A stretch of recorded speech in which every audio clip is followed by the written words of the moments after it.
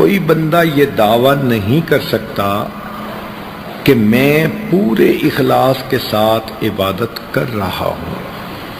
جب اللہ کے پیارے حبیب صلی اللہ علیہ وسلم نے فرما دیا ما عبدناک حق عبادتک، اے اللہ ہم نے آپ کی عبادت نہیں کی جیسے کہ کرنی چاہیے تھی، تو دنیا کا کون انسان ہے جو یہ سوچے کہ میں نے تو عبادت کا حق ادا کر دیا۔ اس لیے اخلاص کی کمی پر تو سب کو توبہ کرنی چاہیے۔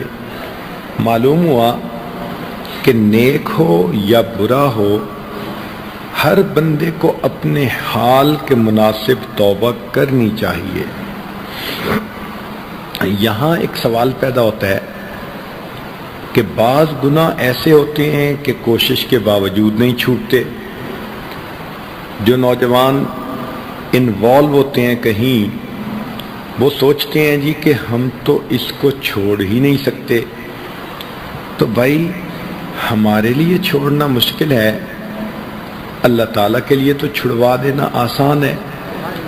ہم اللہ تعالیٰ کی رحمت پہ امید رکھیں اور دعا مانگیں کہ اے پروردگار آپ ہمیں گناہ کی ذلت سے بچا لیجئے، آپ ہمیں طاعات کی عزت عطا فرما دیجئے۔ اور سچی بات تو یہ ہے کہ جب نقصان کا ڈر ہوتا ہے تو پھر انسان آسانی کے ساتھ گناہوں کو چھوڑ دیتا ہے۔ مثال کے طور پر بچھو سے ڈر ہوتا ہے کاٹنے کا، کوئی بھی قریب نہیں جاتا۔ سانپ کا ڈر ہوتا ہے، کوئی بھی قریب نہیں جاتا۔ بجلی کا ڈر ہوتا ہے، کوئی بھی اس کو انگلی نہیں لگاتا۔ آگ سے ڈر ہوتا ہے، ہر بندہ دور رہتا ہے۔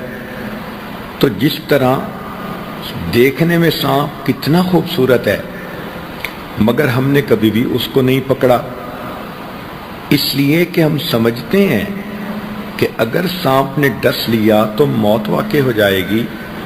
اسی طرح مومن کے دل میں یہ یقین آ جاتا ہے اگر میں نے کبیرہ کو کر لیا تو میری روحانی موت واقع ہو جائے گی۔